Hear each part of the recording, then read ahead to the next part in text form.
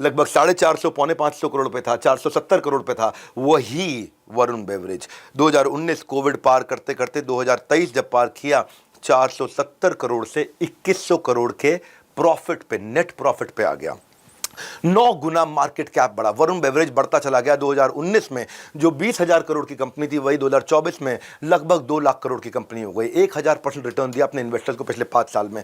ऐसे इन्होंने same process को चाइना में भी अप्लाई कर दिया। चाइना में तिंगी आसाही बेवरेजेस ऐसा एक पार्टनर करके है, चाइनीज पार्टनर था, उसको चूज किया वरुण बेवरेज की तरह। मिडिल ईस्ट में अल्जोमा बॉटलिंग प्लांट का इस्तेमाल किया। वो मिडिल ईस्ट में जाकर के पूरा जो भी जीसीसी कंट्रीज हैं, जितनी भी गल्फ कंट्रीज हैं, वो सारी बॉटलिंग करके पेप्सी को वहां पहुंचाएगा, कैन बना करके पेप्सी को वहां पहुंचाएगा। डायरेक्ट स्टोर डिलीवरी मॉडल का मतलब क्या हुआ?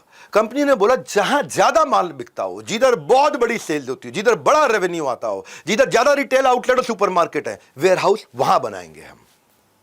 सबको बोला वेयर हाउस वहां बनाओ ताकि लॉजिस्टिक्स की कॉस्ट कम आए और जितना हो सके फ्रेश प्रोडक्ट जल्दी से शेल्फ पे पहुंच जाए। Shelf off take. अब क्या होगा? लीड टाइम इससे डिलीवरी का 40% रिड्यूस हुआ। इंदिरा नूई की एक चीज अच्छी है। वो अच्छी क्या है? वो जमीन पे जा करके हर चीज देखती सीखती रही। ये नहीं, वो केबिन कल्चर वाली है ही नहीं। वो केबिन कल्चर, कॉर्पोरेट कल्चर की नहीं है इंदिरा नूई। अपनी साड़ी का पल्लू ऊपर किया, ऊपर सेफ्टी पिन बांधा और निकल गई बाजार के अंदर, जाकर के बाजार में जाकर के एक एक चीज ढूंढ करके। इंदिरा नूई है। हाँ, उनका काम ही यही है कि मैं क्या करूंगी, मैं ज्यादा से ज्यादा इन्वेस्टमेंट वहां लगाऊंगी जो माल ज्यादा बिकता हो, और कम सब पे बराबर इन्वेस्टमेंट नहीं। Equality is the wrong concept, fairness is the right concept. 80-20 principle, Pareto principle. उन्होंने पूरा प्रोडक्ट पोर्टफोलियो को 2 कैटेगरी में डिवाइड कर दिया। एक कैटेगरी है बेवरेजेस की। कार्बोनेटेड सॉफ्ट ड्रिंक क्या है? Pepsi, Mountain Dew, 7 up. और नॉन कार्बोनेटेड यानी कि जिसमें गैस नहीं होता, जैसे गैटोरेड हो गया, इनकी लिप्टन ग्रीन टी हो गई, या इनका एक्वाफीना पानी की बोतल आती है, जैसे बिस्लरी होती है ऐसे एक्वाफीना होता है। ये थी सारी एक कैटेगरी। अब आती है दूसरी कैटेगरी। दूसरी कैटेगरी है स्नैक्स की। ये सारी थी बेवरेजेस की। अब है स्नैक्स की, खाने की। उसमें एक हो गया अनहेल्दी, थोड़ा सॉल्टी चिप्स जैसे लेज है, डोरिटोज है, चीटोज है, रफल्स है, फ्रीटोज है।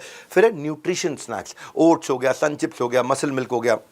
कैटेगराइज करने के बाद हर कैटेगरी में जो चीज ज्यादा बिकती हो, जो चीज तेज बिकती हो, उस पे जो टॉप सेलिंग है, जैसे बेवरेज के अंदर टॉप सेलिंग 3 थी, पेप्सी, ड्यू और गैटोरेड, उस पे ज्यादा इन्वेस्टमेंट करेंगे, उसकी ज्यादा ब्रांडिंग करेंगे। स्नैक्स के अंदर टॉप सेलिंग क्या थे? लेज और क्वेकर ओट्स। अब ये ज्यादा बिक रहे हैं खाने में, तो इसकी ज्यादा ब्रांडिंग करेंगे, ये ज्यादा दिखना चाहिए। इसका प्रोडक्शन, डिस्ट्रीब्यूशन, मार्केटिंग सभी चैनल में हाई सेलिंग प्रोडक्ट के लिए इन्वेस्ट ज्यादा करो। इस पर ज्यादा, ये याद रहना चाहिए, ये याददाश्त में घुस जाना चाहिए, मेमोरी के अंदर आना चाहिए। Mind share is market share. जितना माइंड शेयर ले जाओगे, इंश्योर किया हाई सेलिंग आइटम को कस्टमर के माइंड से या स्टोर से कभी गायब ना होने दे। हमेशा कस्टमर के माइंड में भी रहे और सामने स्टोर में भी रहे। स्टोर में माइंड में रहेगा और स्टोर में दिखेगा, सेल हो जाएगा।